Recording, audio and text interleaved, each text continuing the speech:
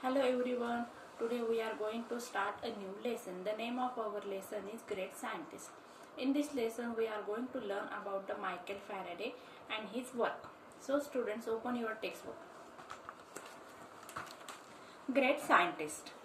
Michael Faraday is regarded as one of the most distinguished scientists and inventors of modern times. And his work on electricity is still a subject of study in the form of Faraday's law. But few know his inspirational life story, which is all about courage and fighting against the odds. बघा, आता या lesson मध्ये आपण कोणत्या scientist बद्दल माहिती मिळवणार आहोत तर मग मायकेल फॅरेडे यांच्याबद्दल. आता या पहिल्या पॅसेज मध्ये काय सांगितलेलं आहे, Michael Faraday is regarded as one of the most distinguish scientist. एक डिस्टिंग्विश म्हणजे काय, एक नावाजलेलं असं व्यक्तिमत्व आहे. व्यक्तिमत्व आणि त्याचबरोबर एक वैज्ञानिक आहेत. And inventors of modern times. Inventors म्हणजे काय, संशोधन करणारे, आधुनिक युगामध्ये संशोधन करणारे, एक मॉडर्न युगातील, आधुनिक युगातील संशोधन करणारे आणि नावाजलेले असे वैज्ञानिक आहेत. कोण तर Michael Faraday. His work on electricity. मग कशाशी रिलेटेड त्यांनी संशोधन केलं होतं, मग इलेक्ट्रिसिटीशी रिलेटेड त्यांनी विद्युतशी रिलेटेड त्यांनी संशोधन केलेलं आहे. is still the subject of study in the form of Faraday's law. आणि त्यांनी जे काही संशोधन केलं इलेक्ट्रिसिटीशी रिलेटेड आहे त्याच्यासाठी त्यांनी एक संशोधन केलं आणि त्या संशोधनाला काय नाव दिले बघा, फॅराडेज लॉ. फॅराडेचा लॉ हा इलेक्ट्रिसिटीशी रिलेटेड त्यांचं संशोधन आहे आणि आजच्या आधुनिक वैज्ञानिकांना त्यांनी जे काही संशोधन केलेलं आहे तो अभ्यासाचा एक विषय आहे. But few know his inspirational life story which is all about courage and fighting against the odds. पण फ्यू नोज म्हणजे काय, खूप कमी लोकांना माहिती आहे. कोणाबद्दल, मग मायकेल फॅरेडे यांच्याबद्दल. म्हणजे मायकेल फॅरेडे यांचं इलेक्ट्रिसिटीशी रिलेटेड जो संशोधन आहे ते माहिती आहे, फॅरेडेचा लॉ माहिती आहे.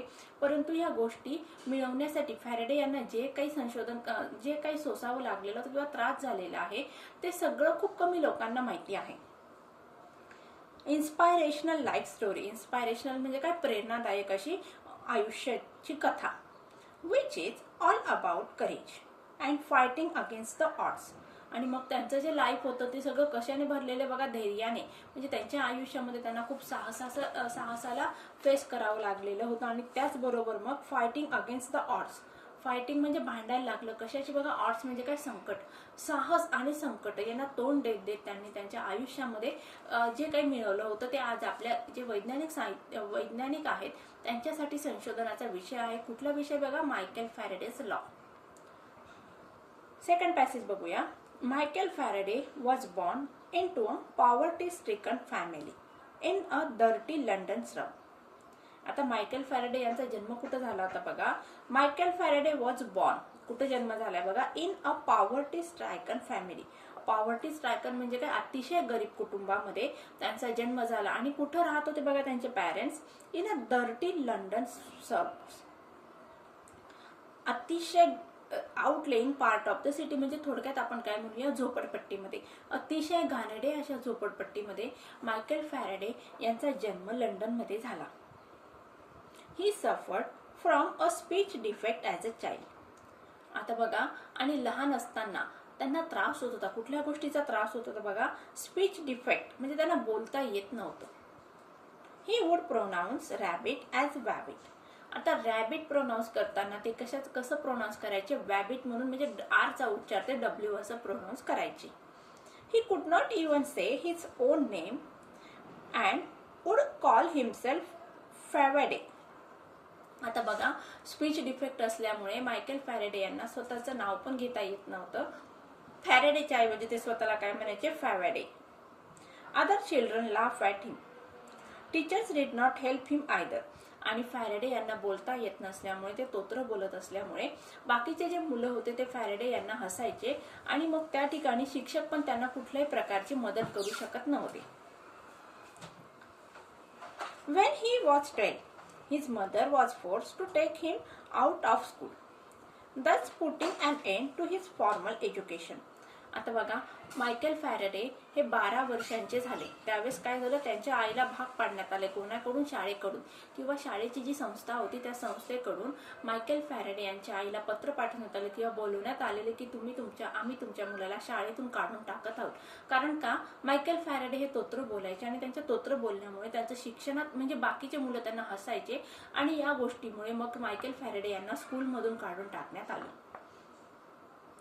Putting an end to his formal education.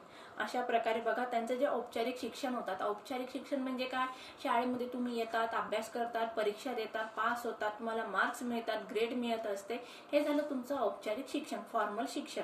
आणि इनफॉर्मल शिक्षण म्हणजे काय बघा, मग विद्यार्थ्यांनो, तुम्हाला घरी तुमचे पॅरेंट्स हे शिकवत असतात आणि त्या ठिकाणी कुठल्याही प्रकारचे तुमचे लेक्चर्स असतात का नाही, त्या ठिकाणी परीक्षा असते का, मार्क्स असतात का, तर नाही, ते बघून बघून तुम्ही शिकत असतात. म्हणजे या ठिकाणी बघूया आपण, घरातील जे रीतिरिवाज असतात ते आई वडिलांकडून मुलांपर्यंत पास ऑन होत असतात. त्या ठिकाणी शिकवण्याची गरज असते का नाही, तर बघून बघून ह्या गोष्टी मुलं शिकत असतात. आता मार्केटमध्ये गेल्यानंतर आई कशी खरेदी करते किंवा भाजीवाल्याबरोबर कशी घासघीस करून भाजी घेते, कपड्याच्या दुकानात गेल्यानंतर कपड्याची कशी परीक्षा करते, ह्या सगळ्या गोष्टी या काय मुलं शिकत असतात. आई वडिलांकडून ते आपोआप शिकत असतात. त्या ठिकाणी कुठल्याही शाळेमध्ये जाण्याची किंवा क्लासला जाण्याची गरज नसते. मग या शिक्षणाला काय म्हणायचं, मग इनफॉर्मल एज्युकेशन. आणि फॉर्मल एज्युकेशन म्हणजे काय, एखाद्या क्लासमध्ये किंवा एज्युकेशनल इन्स्टिट्यूटमध्ये जाऊन अभ्यास करणे. आता या पॅसेजमध्ये आपल्याला काय माहिती मिळाली की मायकेल फॅरेडे यांचा जन्म लंडनमध्ये झालेला, एका झोपडपट्टीमध्ये झाला आणि त्यांना बोलताना लहानपणी असताना त्यांना स्पीच डिफेक्ट होता, ते व्यवस्थित बोलू शकत नव्हते आणि त्यामुळे त्यांना शाळेतून काढून टाकलं. Next passage. At 13, however, he started working with a bookbinder, binding hundreds of books during the day and staying up all night to read them. Reading thus became his obsession. One day he came across a book on electricity, which had been sent to his master for binding. He started reading it and was completely hooked. That was his first introduction to the subject of electricity, which soon became a lifelong fascination. आता बघा, शाळेतून त्यांना at 12 म्हणजे 12व्या वर्षी त्यांना शाळेतून काढून टाकण्यात आले. अशा प्रकारे त्यांच्या शाळेतील शिक्षण संपलेलं आहे. मग आता ते काय करायला लागले होते बघा, at 13 however he started working with a book binder. मग आता त्या ठिकाणी ते घरीच होते आणि त्यामुळे त्यांनी पुस्तक बांधण्याचं काम करणाऱ्या एका बुक बाइंडर बरोबर ते काम करायला सुरुवात केली. Binding hundreds of books during the day. एका दिवसाला 100 पुस्तकं त्या ठिकाणी बांधले जायचे. म्हणजे आता या ठिकाणी बघा, हे जे पुस्तक असतं प्रिंट केलं जात असतं छपाईखान्यामध्ये, त्या ठिकाणी प्रिंट केल्यानंतर पेजेस वेगवेगळे असतात आणि ही पेजेस मग नंबर वाईज एकत्र करून त्याला या ठिकाणी हे जे पुस्तक आहे बघा एकत्र हे जे बांधलेले याला काय म्हणतात, बाइंडिंग करणे. मग हे बाइंडिंग करण्याचं काम या ठिकाणी मायकेल फॅरेडे करायचे. Binding hundreds of books during the day, staying up all the night to read them. आणि पुस्तकं त्याच वेळेस ते बांधण्याचं काम करत असतानाच रात्रीच्या वेळेस काय करायचे, मग त्याच ठिकाणी थांबायचे आणि रात्रभर पुस्तक वाचत बसायचे. म्हणजे या ठिकाणी बघा आपल्याला मायकेल फॅरेडे यांचं शिक्षणामध्ये असलेलं वेळ दिसत आहे. रीडिंग दस बिकेम हिज ऑब्सेशन. म्हणजे या ठिकाणी बघा, मग पुस्तकं वाचणे, वेगवेगळ्या विषयावरचं नॉलेज ग्रहण करणे किंवा ज्ञान प्राप्त करणे हे या ठिकाणी मायकेल फॅरेडे यांना पछाडलेलं होतं या गोष्टीने.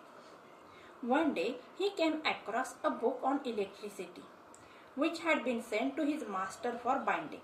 आणि एके दिवशी काय झालं बघा, मायकेल फॅरेडे यांना एक पुस्तक मिळालं. पुस्तक कशाशी रिलेटेड होतं बघा, इलेक्ट्रिसिटीशी. which had been sent to his master for binding. आणि ते बुक त्यांच्या मालकाकडे आलं होतं, बुक बाइंडर करणाऱ्या मालकाकडे आलं होतं बाइंडिंग करण्यासाठी. पुस्तकाचा विषय काय होता मग, electricity. He started reading it and was completely hooked. आणि ते पुस्तक त्यांनी वाचायला सुरुवात केली आणि ते वाचल्यानंतर ते पूर्णतः ते पुस्तक वाचून ते त्या ठिकाणी मंत्रमुग्ध झाले. That was his first introduction to the subject of electricity, which soon became a lifelong fascination. आणि हाच त्यांचा पहिला इंट्रोडक्शन म्हणजे काय, ओळख होती कुठल्या सब्जेक्टशी, कुठल्या विषयाशी, तर इलेक्ट्रिसिटीशी. आणि त्यानंतर मग ते आयुष्यभरासाठी इलेक्ट्रिसिटी हा त्यांचा छंद झालेला आहे, त्यांची आवड निर्माण झाली आणि याच विषयामध्ये कार्य करण्याचं त्यांनी त्या ठिकाणी ठरवून टाकलेलं होतं. Faraday was steel a poor at 21. आता त्यांचं वय 21 वर्ष झालेलं आहे आणि 21 वर्ष वय असताना फॅरेडे यांची आर्थिक परिस्थिती गरिबीचीच होती, कारण या ठिकाणी फॅरेडे यांचं कुठलं औपचारिक शिक्षण झालेलं होतं का नाही, कुठल्या इन्स्टिट्यूटमधून त्यांनी ग्रॅज्युएट डिप्लोमा काही डिग्री मिळालेली होती का, तर नाही. पण या ठिकाणी मग फॅरेडे यांचं शिक्षण नसताना मग त्या ठिकाणी त्यांना नोकरी पण कशी मिळणार, सर्वसाधारणच मिळणार, म्हणून या ठिकाणी काय सांगितलं, मग फॅरेडे यांची इकॉनॉमिकल कंडिशन गरिबीची होती. Once a friend gave him a free ticket to a public lecture and demonstration by the renowned chemist Humphrey Davy at London's Royal Institution. मग एके दिवशी काय झालं बघा, Faraday a friend gave him a free ticket. त्याचं change the voice काय होणार, a free ticket was given to him by a friend. मग आता बघा, once a friend gave him a free ticket. आता या वाक्याचा क्वेश्चन टॅग कसा होणार, गेव म्हणजे सिंपल पास्ट टेन्स आहे, म्हणजे didn't he.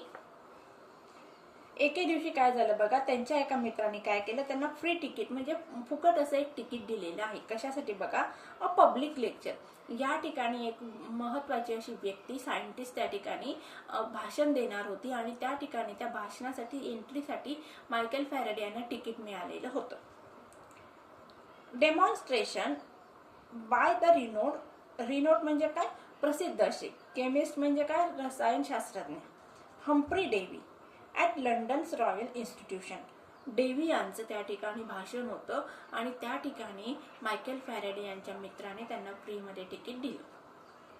डेव्हीज work on chemicals and electrical lighting was the subject of conversation among the scientist of that age. आणि या ठिकाणी मग डेव्ही यांनी कुठल्या विषयाशी संशोधन केलेलं होतं बघा, तर केमिकल्स म्हणजे वेगवेगळ्या प्रकारची रसायन आणि त्याचबरोबर इलेक्ट्रिकल लाइटिंग विद्युत was the subject of conversation. आणि हाच त्या ठिकाणी चर्चेचा विषय होता. Among the scientist of that age, त्या काळातील जे वैज्ञानिक होते त्या वैज्ञानिकांसाठी चर्चेचा विषय झालेला होता डेव्ही यांचं संशोधन. डेव्ही यांनी कुठल्या विषयावर संशोधन केलं होतं, मग chemicals and electrical lighting. 70 years across the Atlantic Ocean in the USA, the same work enabled Thomas Edison to produce the first consistent light bulb. आणि त्यानंतर मग काय झाले बघा, 70 years later, 70 वर्षानंतर across the Atlantic ocean, USA मध्ये म्हणजे अमेरिकेमध्ये काय झालेलं आहे, याच विषयाशी रिलेटेड म्हणजे इलेक्ट्रिसिटी आणि केमिकल्स याच्या विषयाशी रिलेटेड असं संशोधन एका शास्त्रज्ञाने केलेलं आहे. कुठलं शास्त्रज्ञ बघा, थॉमस एडिसन. आणि मग या थॉमस एडिसनने काय केलं होतं, Edison to produce the first consistent light bulb. आणि त्याने पहिला विद्युतवर चालणारा बल्ब त्याने शोधून काढलेला होता. म्हणजे डेव्ही यांनी इलेक्ट्रिकशी संबंधित संशोधन केलेलं होतं आणि त्या संशोधनाचा पुढे नेऊन मग एडिसन यांनी काय केलं, थॉमस एडिसन यांनी काय केलं, अमेरिकेमध्ये पहिला विद्युत बल्ब शोधून काढला.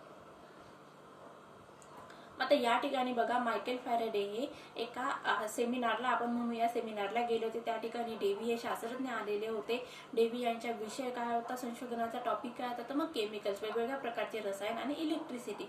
आणि हे संशोधन करत असतानाच मग त्या ठिकाणी मग वेगवेगळ्या शास्त्रज्ञांमध्ये चर्चा होत होती. आणि या संशोधनाला धरूनच 70 वर्षांनंतर अमेरिकेमधील थॉमस एडिसन या शास्त्रज्ञाने विद्युत बल्बचा शोध केलेला आहे किंवा शोध लावला. पुढे बघूया. That day in 1812 Faraday was spellbound by the Davy's lecture. आणि त्या दिवशी म्हणजे कधी बघा, 1812 या सालामध्ये काय झालेलं आहे, Faraday was spellbound by the Davy's lecture. Davy's lecture यांचं ऐकल्यानंतर मायकेल फॅरेडे हे मंत्रमुग्ध झालेले आहेत. आता हे वाक्य बघा, पॅसिव्ह व्हॉइसचं आहे. Faraday was spellbound by Davy's lecture. कुठलं व्हॉइस आहे, मग हे पॅसिव्ह व्हॉइस आहे. याचा ऍक्टिव्ह व्हॉइस कसं होणार, Davy's lecture spellbound Michael Faraday.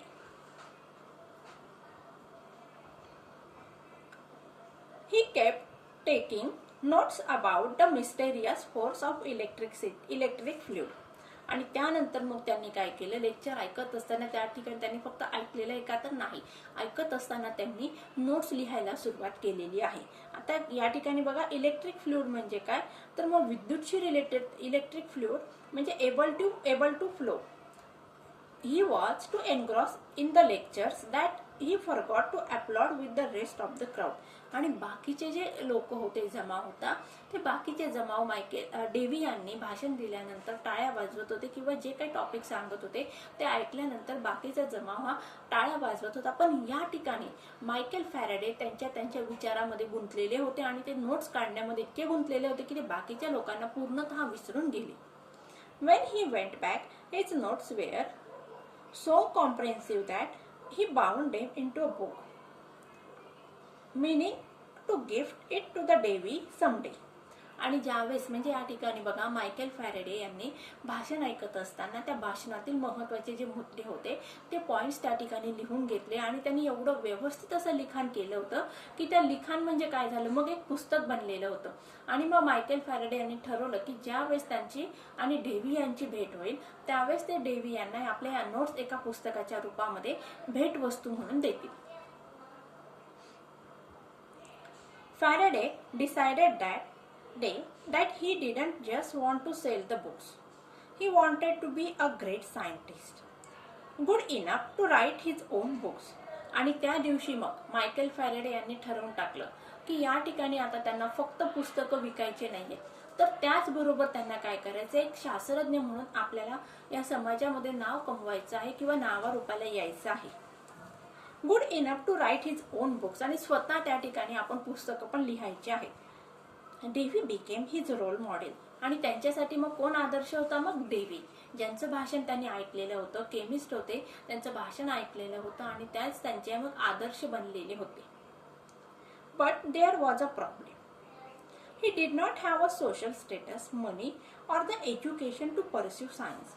पण या ठिकाणी एक प्रॉब्लेम होता किंवा समस्या होती. कुठली समस्या होती बघा, की या ठिकाणी डेव्ही यांना गुरु मानून मायकेल फॅरेडे यांना शिक्षण घ्यायचं होतं.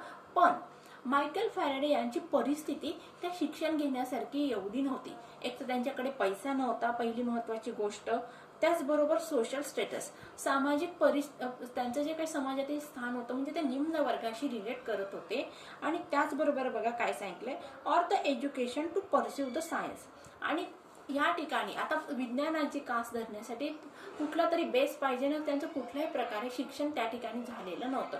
म्हणजे बघा विद्यार्थ्यांनो, तुम्हाला आता 12वी नंतर जर मेडिकल इंजिनिअरिंग या लाईनला जायचं असेल तर त्या ठिकाणी तुम्हाला त्या ब्रांचेस निवडून तिच्यानुसार तुमचं शिक्षण पूर्ण करावं लागत असतं, ग्रुप्स घ्यावे लागत असतात. पण या ठिकाणी मायकेल फॅरेडे यांचं शाळेतील पण शिक्षण पूर्ण झालेलं नव्हतं. त्यामुळे त्यांना कुठल्याही प्रकारे बॅकग्राऊंड नव्हतं, एज्युकेशनल बॅकग्राऊंड नव्हतं आणि त्याचबरोबर त्यांचं सोशल बॅकग्राऊंड पण नव्हतं आणि इकॉनॉमिकल कंडिशन पण त्यांची त्या ठिकाणी एवढी समृद्ध नव्हती. त्यामुळे मग मायकेल फॅरेडे हे वैज्ञानिक होण्यासाठी त्या ठिकाणी सक्षम नव्हते. Faraday thought it would be a wonderful if Davy became his mentor. मग या ठिकाणी फॅरेडे यांना वाटत होतं की डेव्ही यांनी त्यांचं मार्गदर्शक बनावं, गाईड बनायचं. But Davy did not agree initially. पण सुरुवातीला डेव्ही यांनी त्यांचं मायकेल फॅरेडे यांचं गाईड किंवा मार्गदर्शक बनण्याचं ऐकलं नाही.